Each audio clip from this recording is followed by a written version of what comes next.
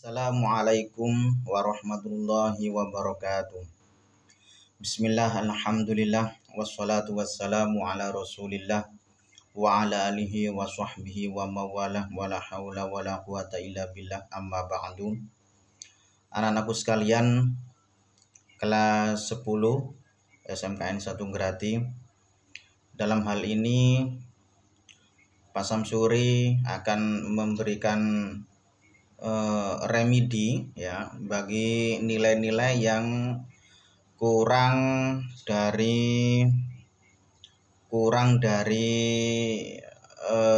batas minimum. Jadi kurang KKM ya. Untuk itu bagi anak-anak yang belum tuntas nilainya, maka Pak Samsuri kali ini memberikan sebuah remedi kepada kalian, yaitu pelajaran PAI, Pendidikan Agama Islam, bagi kelas 10.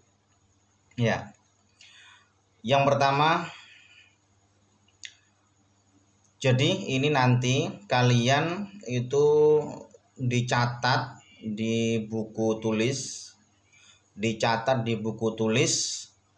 secara lengkap, terinci dan rasional, serta apa yang menjadi referensinya itu harus kalian cantumkan di lembaran tersebut. Ini nanti ditulis di lembaran, kemudian kalian jabarkan, kalian rigidkan, kalian rincikan, kemudian pengambilan sumbernya itu dari mana atau referensinya itu dari mana. Kalian harus jelaskan nanti.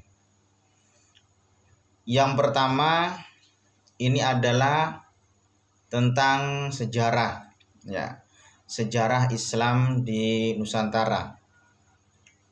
Bahwa yang selama ini kita kenal dan yang masyhur, bahwa di Nusantara ini yang pertama kali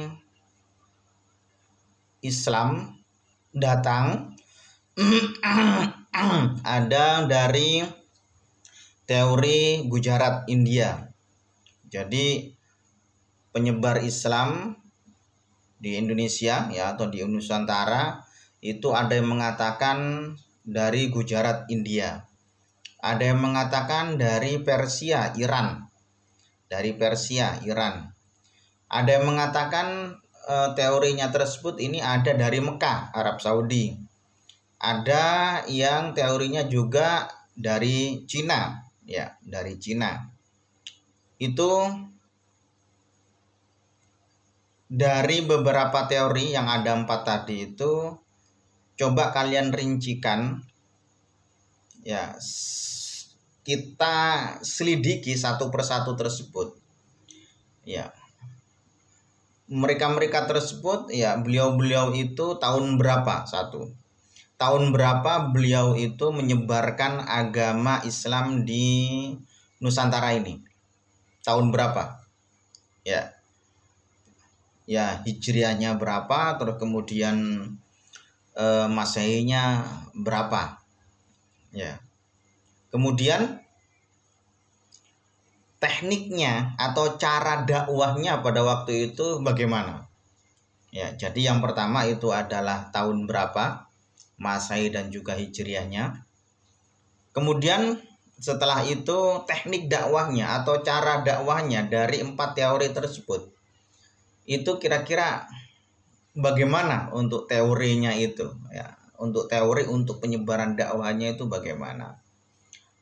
Kemudian setelah itu siapa saja yang menjadi pelopor dan pendakwah beliau-beliau yang menjadi pendakwah Islam di Nusantara ini? Yang satu persatu tadi itu yang ada 4 itu. Ini dan semuanya ditulis. Ya. Kemudian setelah itu sisa-sisa dakwah, keberhasilan dakwah beliau-beliau itu di era sekarang, di zaman sekarang itu apa dan mana gitu. apa dan mana. Jadi beliau-beliau itu di era sekarang itu apakah masih ada sisa-sisa penyebaran atau dampak dari penyebaran agama Islam beliau tersebut ini kan apa gitu, dampaknya itu apa dan di mana gitu. Itu perlu dijelaskan secara rinci dan rigid dan juga sistematis. Kalian cari di beberapa sumber, entah buku, entah Google, entah apa, ya terserah. Yang jelas nanti ketika dicantumkan itu harus mencantumkan sumbernya, ya. Misalkan dari buku ini itu ditulis semuanya gitu, ditulis semuanya. Jadi agar kita tahu, tidak asal-asal terus kemudian cerita gitu, tidak, ya. Itu yang pertama. Yang kedua adalah tentang pergaulan bebas. Yang kedua ini adalah tentang pergaulan bebas. Di dunia kalian itu ada yang namanya pergaulan bebas. Artinya di dunia muda seperti kalian tersebut ini rawan untuk terpengaruh pergaulan bebas, ya. Yang pertama yang menjadi pertanyaan itu adalah bagaimana kalian untuk menghindari dari pergaulan bebas tersebut. Jadi seusia kalian itu SMA SMK, bagaimana caranya agar tidak terpengaruh dengan pergaulan bebas yang ada di luar sana. Ya, tekniknya bagaimana? Kemudian setelah kalian itu misalkan ada seseorang yang ternyata memang sudah masuk di pergaulan bebas, ya. Setelah masuk di pergaulan bebas, kemudian dia tidak bisa untuk keluar lagi dari alam normal gitu. Kemudian solusinya bagaimana agar dia itu bisa keluar dari pergaulan bebas tadi itu untuk menjadi orang normal seperti biasanya. Jadi satu itu bagaimana caranya, seperti kalian yang belum terpengaruh dengan pergaulan bebas, itu bagaimana caranya agar terhindar selamanya dari pergaulan bebas, ya. Entah narkoba, entah apa itu trek-trekan, entah itu apa itu kehidupan glamor dan seterusnya.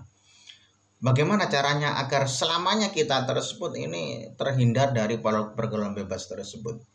Kemudian yang kedua, ini adalah setelah seseorang misalkan itu sudah terlanjur, ya, sudah terlanjur berada di lingkaran pergaulan bebas, itu bagaimana cara keluarnya, ya. Orang biasanya nggak mudah untuk ketika keluar dari pergaulan bebas tersebut. Ketika dia sudah niat untuk keluar, maka banyak teman-temannya yang nyamperin, yang ke rumahnya untuk ngajak lagi, untuk begini lagi, untuk. Kemudian bagaimana ini caranya agar bagi seseorang yang sudah terlanjur untuk mengikuti dan bergaul dengan pergaulan bebas, itu bagaimana cara keluarnya gitu. Jadi itu saja, ya, mohon.